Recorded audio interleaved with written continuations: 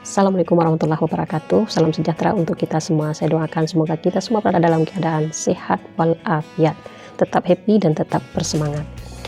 Oke, kali ini akan kita coba membahas sebuah buku yang ada di tangan saya. Judulnya adalah Bung Hatta, Buku-buku dan Literasi Politik. Sebelum saya lanjutkan untuk membahas buku ini, perlu saya ingatkan jangan lupa untuk melakukan terlebih dahulu like, subscribe, kemudian aktifkan notifikasi loncengnya untuk mendapatkan hal-hal yang terbaru daripada channel ini. Oke, akan kita coba telisik dan telaah serta kaji buku ini. Buku ini merupakan sebuah buku yang terbit terbaru daripada Perpustakaan Proklamator Bung Hatta. Dengan jumlah halaman buku ini 123 halaman. Ditulis oleh tim pengkaji dari Unit Pelaksana Teknis Perpustakaan Bung Hatta itu sendiri. Kali ini pembahasan buku ini saya dedikasikan kepada yang terhormat almarhum penulis Zamakhsyari Abrar. Buku ini merupakan buku terakhir dari almarhum. Ya, di ujung hayatnya almarhum telah menyelesaikan buku ini. Kepada beliau semoga buku ini menjadi amal ibadah bagi dia. Setiap orang membaca tentu ada manfaat bagi dia, dan manfaat itu kemudian mengalirlah menjadi amal ibadah untuk almarhum.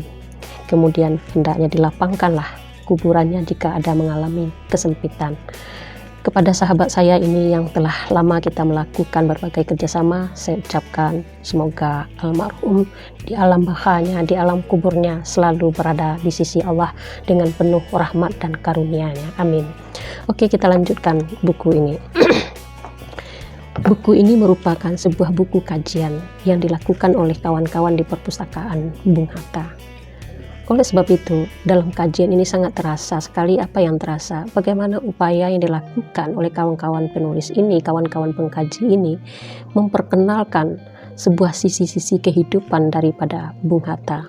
Karena bagaimanapun juga Bung Hatta seperti yang kita kenal, tidak hanya kita kenal sebagai seorang tokoh proklamator, tetapi banyak sekali sisi-sisi kehidupan yang menjadi motivasi, menjadi pelajaran, menjadi rujukan bagi kita untuk dapat bertindak dan berbuat dalam konteks kekinian. Saya sangat tertarik sekali dari buku ini, terutama di halaman 87 itu. Apa kata Bung Hatta? Bung Hatta menulis seperti ini, di mana saja saya bisa hidup, asalkan ada buku-buku. Berarti dalam buku ini diceritakan adalah bagaimana kedekatan Bung Hatta dengan buku. Buku itu sudah menjadi sebuah nafas hidup bagi Bung Hatta, teman hidup bagi Bung Hatta. Wajar dia menulis seperti ini. Ingat, di mana saja saya bisa hidup, kata Bung Hatta, asalkan ada buku-buku. Berarti di penjara pun sekali Bung Hatta, dia harus dekat dengan buku. Kan sehingga penjara itu bagi dia adalah sebuah taman yang indah jika dia ada buku di sampingnya. Kita yakin ketika Bung Hatta di penjara di Digul itu misalnya, dia bisa menyelesaikan banyak sekali tulisan-tulisan. Salah satu buku yang monumentalnya adalah Alam Pikiran Yunani, yang sampai saat sekarang masih kita gunakan sebagai rujukan di berbagai kalangan. Oke, buku ini berjumlah 5 bab. Ada babnya itu terkait dengan pertama, terkait dengan bab 1, ada mengatakan di situ Minangkabau dan literasi. Dia menceritakan bagaimana inspirasi-inspirasi lokalitas Minangkabau ini menginspirasi keliterasian politik daripada Bung Hatta. Kemudian yang kedua, iklim literasi. Apa yang sesungguhnya yang mendukung literasi politik Bung Hatta? Yang ketiga, Bung Hatta itu menulis dan membaca, kemudian menuangkan dan mempraktikkan dalam kehidupan berpolitiknya hasil bacaannya itu. Yang keempat, ada keliterasian politik Bung Hatta itu dibangun dengan sangat lemah lembut, sangat santun, dan tidak dibangun dengan sarkasme dan kasar-kasaran. Itulah yang penting untuk kita hayati dan kita pelajari daripada Bung Hatta. Kita balik kepada literasi politik. Sesungguhnya literasi politik yang dimaksud di buku ini adalah kemunculan Bung Hatta memahami kondisi, memahami dunia politik. Itu yang sebenarnya dikejar oleh buku ini, dan itu pula yang diperkenalkan kepada kita semuanya.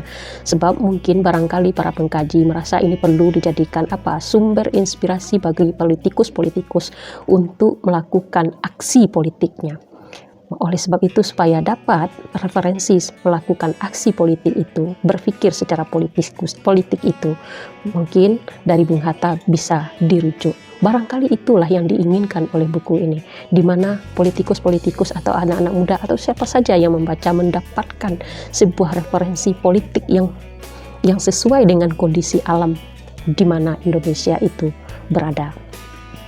Itulah barangkali yang menarik dari buku ini. Dia memperkenalkan literasi politik Bung Hatta itu dibangun dari mana, kemudian apa bentuk daripada literasi politik Bung Hatta, sehingga Bung Hatta dalam berpolitik terlihat santun, ramah, dan elegan sekali, bukan sembarangan dan bukan semrawut dan bukan kasar. Itulah politik dari Bung Hatta. Bung Hatta berpolitik bukan berarti untuk melakukan kepentingan dirinya, tetapi dalam berpolitik adalah untuk kepentingan bangsa negara ini. Itu yang terpenting sekali kalau kita lihat buku ini, meletakkan atau Bung Hatta tampil dalam kancah politik bukan untuk kepentingan individunya, tapi adalah untuk kepentingan bangsa dan negara ini. Itulah di buku ini yang paling menonjol kita temukan.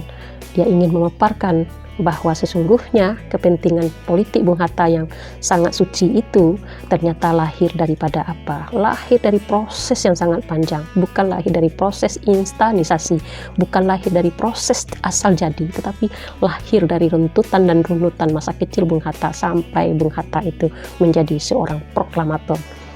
Jadi kalau kita lihat ada jenjang-jenjang masa-masa pencerahan politik dari umur Bung Hatta itu masa kecilnya. Di masa kecil Bung Hatta sudah terbiasa membaca literatur politik melalui surat kabar yang ada di rumahnya. Kemudian itu beranjak menjadi sebuah kecanduan bagi Bung Hatta untuk membaca literatur politik. Kemudian melihat situasi dan kondisi yang terjadi dalam eranya kolonial. Itu pun menjadi sebuah rujukan Bung Hatta, bahwa Bung Hatta memikirkan bahwa kolonial itu sesungguhnya tidak baik. Oleh sebab itu ada cara harus melawan kolonial itu. Itulah salah satunya kemunculan Bung Hatta dalam politik. Kemudian masuk masa remaja, masuk kepada masa kemerdekaan, masuk dan seluruhnya. Bung Hatta itu bukan ujuk-ujuk datang ke dunia politik, tetapi adalah kedatangan Bung Hatta ke dunia politik adalah dilalui dengan proses yang sangat panjang. Mulai dari kecil sampai dia menginjak pada seorang remaja, kemudian dewasa, kemudian menjadi seorang negarawan dan proklamator. Jadi ketika dia terlihat sebagai seorang proklamator, kemudian terlihat sebagai seorang negarawan, dia memposisikan politik itu, berpolitik, dia memposisikan diri dalam berpolitik itu sangat elegan sekali, dan bukan muncul dengan ujuk-ujuk, muncul dengan begitu saja, tetapi melalui proses penempaan yang sangat panjang. Oleh sebab itu saya referensikan kepada siapa saja untuk membaca buku ini, sehingga mendapatkan sebuah literatur politik yang dapat dicontoh daripada Bung Hatta. Mungkin demikian saja dulu isi daripada buku ini. Pada intinya sudah saya jelaskan adalah literatur tentang politik Bung Hatta. Kemudian bagaimana sikap dan tindakan Bung Hatta berpolitik, dan seterusnya bagaimana elegan berpolitik itu dimunculkan oleh Bung Hatta. Keeleganan Bung Hatta dalam politik itu tidak hanya tiba-tiba, tetapi sudah dibangunnya dari masa kanak-kanak atau masa kecil. Oke, terima kasih. Assalamualaikum warahmatullahi wabarakatuh.